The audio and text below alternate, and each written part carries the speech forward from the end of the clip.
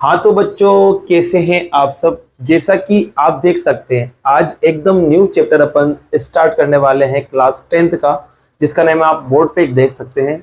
Introduction of trigonometry, मतलब त्रिकोणमिति का परिचय अपन सीखने वाले हैं। तो बच्चों, बिना कुछ देर किए इसको अपन स्टार्ट करते हैं। और इसका जो फर्स्ट टॉपिक है वो आप देख सकते हैं, वो है ट्रिग्नोमेट्रिक रेशो, मतलब त्रिकोणमितीय अनुपात। मतलब यहाँ बच्चों रेशो लिया जा रहा है। क्या लिया जा रहा है? रेशो। और रेशो का मतलब होता है बच्चों एक तरह से अपकोण का साइन, मतलब दो नंबरों को लिया जाएगा, एक ऊपर और एक नीचे। इसी को क्या बोलते हैं अपन? रेशो, मतलब अनुपात बोलते हैं।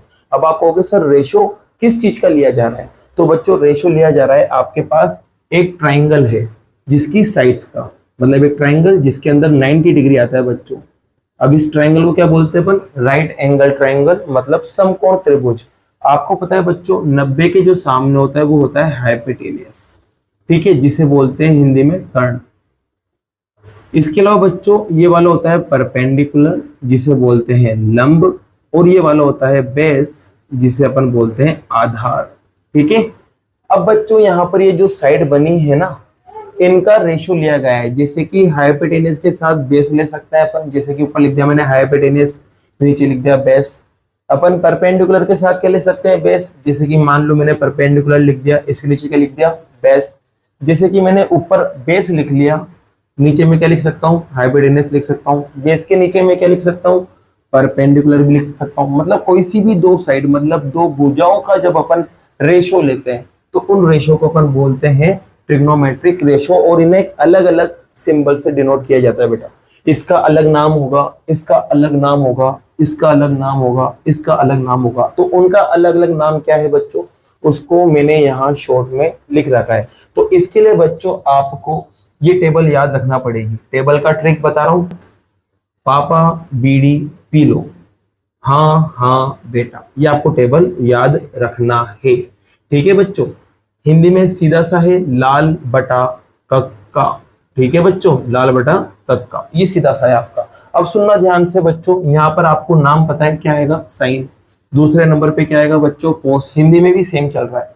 तीसरे नंबर पे देख सकते हो टेन आएगा। चौथे नंबर पे आपके कोट आता है। पांचवें नंबर पे सेक आता है। और छठे नंबर पे आपके पास कोसेक आता है।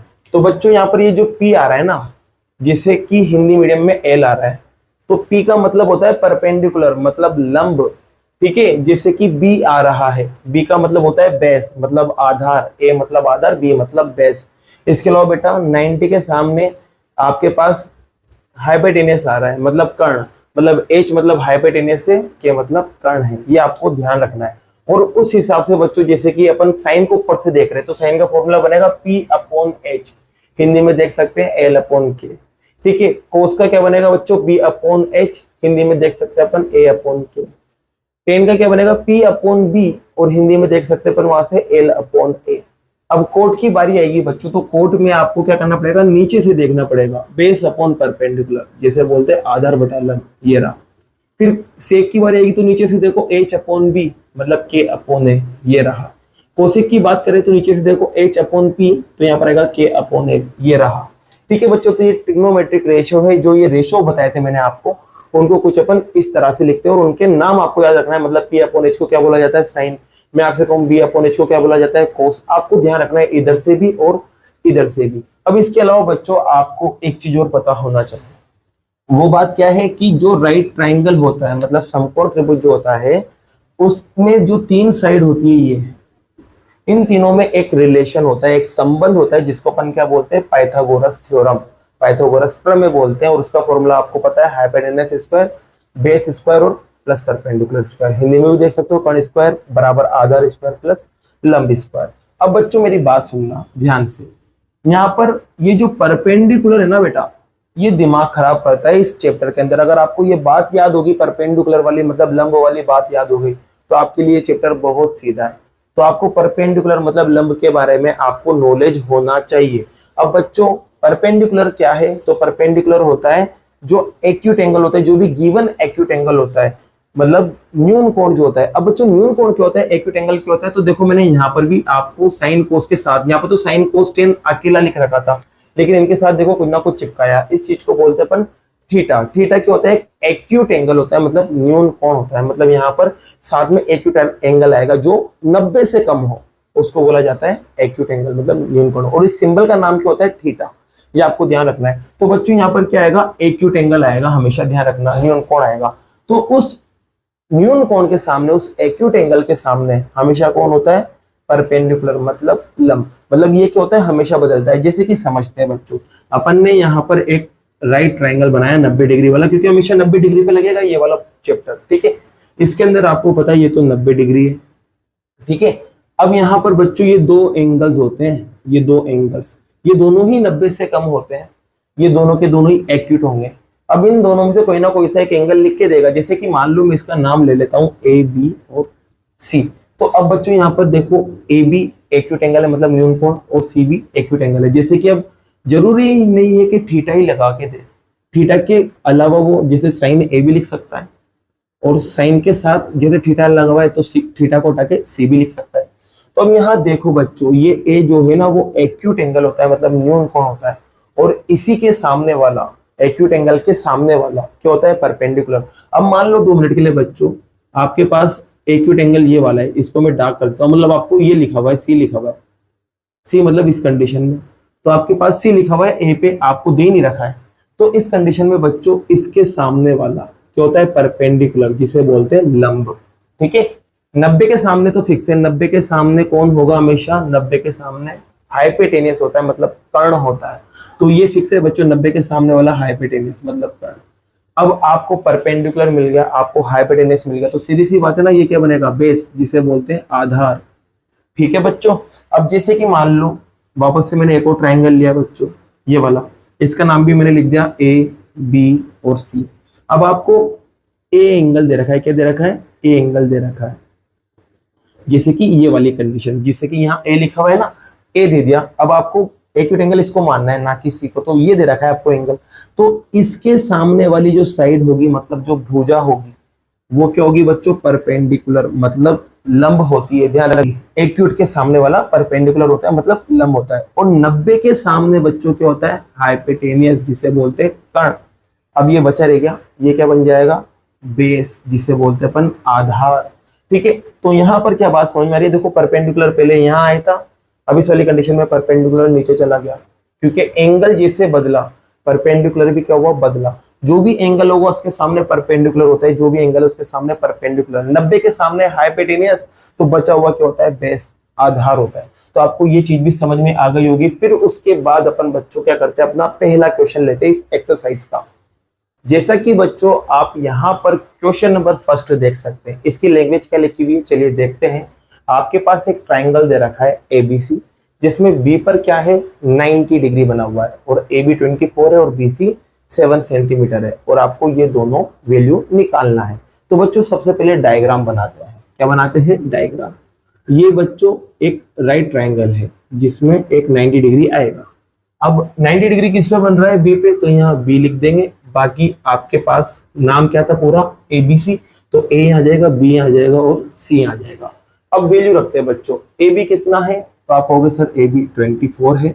बी सी कितना है? 7, तो आप कहोगे सर बी सी 7 है। सेंटीमीटर आप लगा लेना। तो बच्चों जब भी साइन कोस टेन की आपको वैल्यू निकालना हो ना बच्चों, तो सबसे पहला काम आपको ये करना है कि इसकी तीनों साइड आपको पता होना चाहिए। मतलब जैसे कि ये पता है, ये पता है, ये पता नहीं है ना, तो सबसे पहले इसको पता करो। अब बच्चों आप इसको कैसे पता करोगे? तो सीधा सा है बच्चों, जब भी राइट ट्राइंगल के अंदर दो साइड पता हो और एक गायब हो ना, तो अपन ये वाला फॉर्मूला लगाते हैं पाइथागोरस का। हिंदी में ये लिखा हुआ है और इंग्लिश में ये लिखा हुआ है, आप देख सकते हैं। तो अपन यहाँ लगाएंगे पाइथागोरस। क्या लगाएंगे बच्चों? पाइथागोरस अपन यहाँ लगाएंगे। और पाइथागोरस मैं इंग्लिश में लिख रहा हूँ, हिंदी वाले आप देख लेना। क्या होगा बेटा? Hypotenuse square is equals to base square plus perpendicular square, कर्ण स्क्वायर बराबर आधार स्क्वायर प्लस लंब स्क्वायर। अब आपको पता है बच्चों, जब भी पाइथागोरस लगाई जाती है तो ये तो हाइपोटेनस होता है, मतलब कर्ण। पाइथागोरस की कंडीशन बता रहा हूं मैं। ये क्या होता है? बेस, जिसे बोलते हैं अपन आधार, और ये क्या होता है बच्चों? परपेंडिकुलर, जिसे बोलते हैं लंब। तो वैल्यू रख दो बच्चों।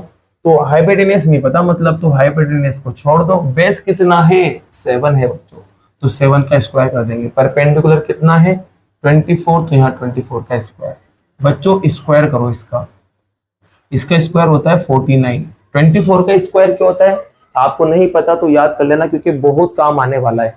24 जगह जगह आपको मिलेगा। तो इसका स्क्वायर होता है 576।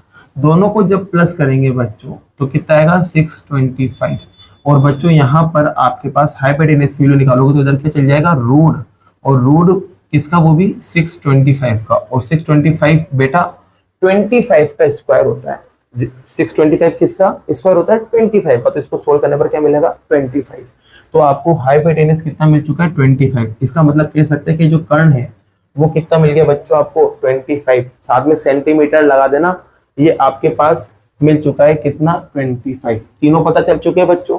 अब अपन अपनी वैल्यू निकालते हैं। सबसे पहले बच्चों पहले क्वेश्चन में आपके पास साइन ए है, इसको निकालना है, और दूसरा आपके पास कोस ए है, इसको निकालना है। तो बच्चों सीधी सी बात है, साइन का फॉर्मूला क्या होता है पहले वो लिखो। साइन का फॉर्मूला होता है परपेंडिकुलर हाइपोटेनियस, इसको बोलते हैं लंब बटा कर्ण। तो परपेंडिकुलर अपॉन हाइपोटेनियस अपन लिख देंगे। और कोस का क्या होता है बच्चों बेस अपॉन हाइपोटेनियस, जिसे बोलते हैं आधार बटा कर्ण। तो यहाँ पर लिख देंगे बेस अपॉन हाइपोटेनियस, हिंदी वाले आधार बटा कर्ण लिख देना, ठीक है। अब बच्चों मेरी बात सुनना, मैंने आपको बताया था कि यार एंगल के हिसाब से अपन क्या देखते हैं परपेंडिकुलर देखते हैं। जो भी एंगल है मतलब जो भी कोण है उसके सामने कौन होगा परपेंडिकुलर। अब देखो यहाँ पर एंगल क्या है बच्चों ए है, तो ए तो ये रहा, ठीक है। अब ए के हिसाब से इसके सामने वाला क्या होगा परपेंडिकुलर मतलब लंब होगा। तो फिर बच्चों 90 के सामने तो फिक्स है, ये क्या बन जाएगा बेस बन जाएगा मतलब आधार। तो ये ए के हिसाब से डायग्राम बन चुका है। अब वैल्यू रखो, तो वैल्यू रखेंगे बच्चों परपेंडिकुलर मतलब लंब कितना है 7। हाइपोटेनस की बात करें तो वो कितना है 25। ये आपका क्या आ चुका है आंसर। बात करें ए के हिसाब से बेस, तो ए के हिसाब से बेस कितना है आधार कितना है 24। और हाइपोटेनस की बात करें तो कितना है बच्चों 25। ये आपका आंसर आ चुका है। पहला क्वेश्चन कंप्लीट हुआ। सेकंड पार्ट भी देखते हैं। सेकंड पार्ट में क्या लिखा हुआ है, एक तो निकालना है साइन सी और एक निकालना है कोस सी। अब बच्चों सी के हिसाब से देखेंगे, किसके हिसाब से देखेंगे सी के हिसाब से। तो ये ए है, ये बी है, ये सी है। नंबर तो एज इट इज आएंगे बच्चों, 7 का 7, 24 का 24, 25 का 25। बस अब आपको सी के हिसाब से देखना है। किसके हिसाब से सी के हिसाब से। तो सी के हिसाब से बच्चों इसके सामने वाला परपेंडिकुलर होगा मतलब लंब। 90 के सामने तो फिक्स है, कौन होता है हाइपोटेनियस मतलब कर्ण। और नीचे वाला बच्चों क्या होगा फिर बचा हुआ बेस, जिसे बोलते हैं आधार। ये अपन ने सी के हिसाब से देख लिया। अब वैल्यू रखते हैं। साइन का फॉर्मूला फिर से देखोगे परपेंडिकुलर अपॉन हाइपोटेनियस, जिसे बोलते हैं लंब बटा कर्ण। फिर बात करते हैं कोस के हिसाब से, फिर से फॉर्मूला देखोगे बेस अपॉन हाइपोटेनियस, जिसे बोलते हैं आधार बटे कर्ण। तो ये लो बच्चों लिख दे वैल्यू। अब यहाँ देखो वैल्यू रखते हैं। परपेंडिकुलर क्या है बेटा, तो परपेंडिकुलर सी के हिसाब से क्या बना 24, और हाइपोटेनस तो फिक्स है बच्चों 25। बेस क्या है बच्चों, तो बेस आपके पास 7 है, और हाइपोटेनस क्या है बच्चों 25। यही क्या है इस क्वेश्चन के आंसर। इसी के साथ क्वेश्चन फर्स्ट आपका क्या होता है बच्चों कंप्लीट होता है। बाकी के जो क्वेश्चन है बच्चों वो नेक्स्ट वीडियो में करते हैं। अगर वीडियो पसंद आई हो तो वीडियो को लाइक कीजिए और चैनल को सब्सक्राइब कीजिए। Thank you so much.